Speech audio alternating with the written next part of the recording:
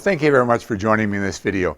You know, I appreciate the investment of your time week by week, and I hope you find the content of these videos helpful. A lot of the content comes from situations that crop up and are brought to my attention by one or the other agents. I got a contact this past week. An agent sold a very expensive house. After the transaction became firm and before it closed, they got a call from the listing agent. And the call went something like this. On the back deck, there's the pergola. Do your people want to buy it for $2,500, or shall my seller dismantle it and take it with them? Well, this became a shock to the buyer and to the agent. They just assumed that it was part of the property. Its picture was there in the listing. There was no mention excluding it. It seemed to be an integral part of the backyard, but in actual fact, it wasn't affixed to the deck. They were relying on the weight of it, holding it in place. And so they took the position that it's a chattel, and since you didn't include it, it's excluded. And you know, there's a lot of issues like that I'll call gray areas that we as real estate agents need to be careful about and anticipate before they crop up. I'm thinking, for example, of garden sheds. You know, if I was building a garden shed, I'd pour a concrete pad and I would build the shed and attach it to the concrete pad. It's obviously a fixture. But you can also buy a prefabricated shed that's delivered with a wood floor and it's delivered and plunked down in your yard. Nothing anchoring it to the ground, the weight once again holding it in place, so you can argue that it's a chattel. Well, the buyer's going to expect it's going to be there. He's going to put his lawnmower there, his garden tools there, or his garden furniture or whatever, and all of a sudden it's gone. And it turned out that the seller took the position that it was a chattel. Another hot item that causes problem from time to time is hot tubs. Now, we would say that a hot tub is usually attached to the property, both with plumbing and with electrical. And the general rule of thumb is if it takes tools to detach it from the property, it's a fixture, it should stay. But sometimes a hot tub may be just plugged in with a plug, and it can be filled remotely, and it may be even built into a deck, the deck built around it. They can still pull it out and take it with it and argue that it's a chattel. And you want to anticipate that rather than get a surprise later.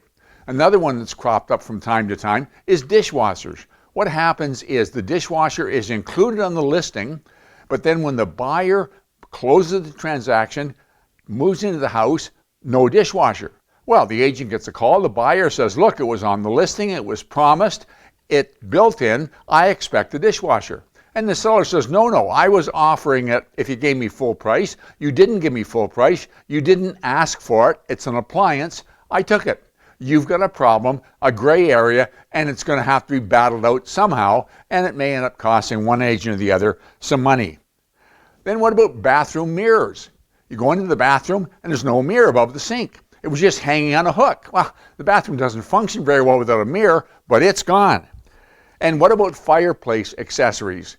You know, we can say, well, the broom and the little pan that holds the firewood, fair enough, but the screen is custom made for the fireplace. But if it's just standing in front, don't count on it being there if it isn't itemized on the agreement of purchase and sale. One of the things that used to be an item of concern is curtain rods and drapery tracks.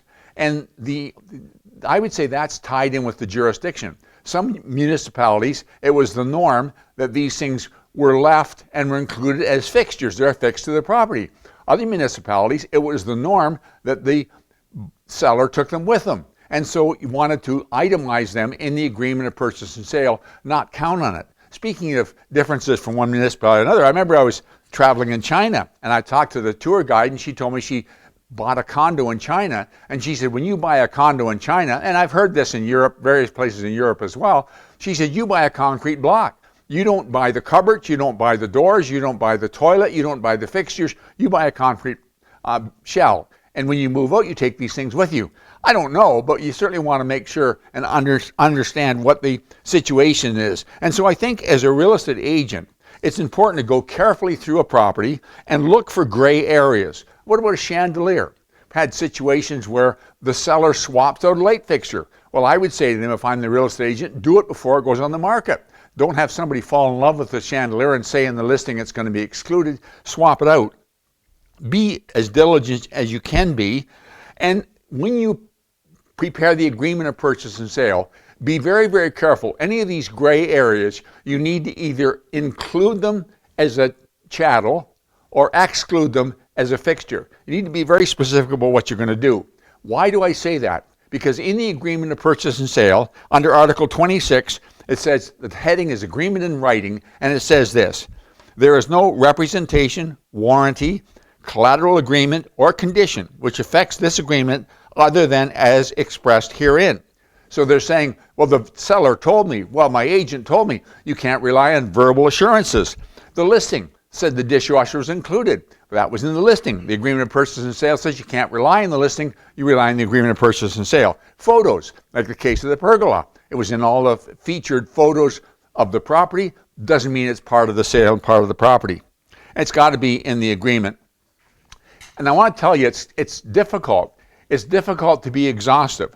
I had a house one time, and this was back before he did 15 further walkthroughs and a final inspection on closing, and the buyer called me up, and they said, Wayne, what's going on? There's no wall-to-wall carpet in the living room, dining room. Well, I called the seller, and she said to me, well, no, I bought the carpet after I bought the house. I ripped the old carpet out and put the new carpet in, so it's my carpet. I took it with me. I said, explained it doesn't work that way. But back in the day, we used to put in the agreement of purchase and sale, wall-to-wall carpet where laid. Maybe that's why. Maybe she wasn't the only one that did that. But another property one time, the buyer went in, flicked on the lights, they didn't work.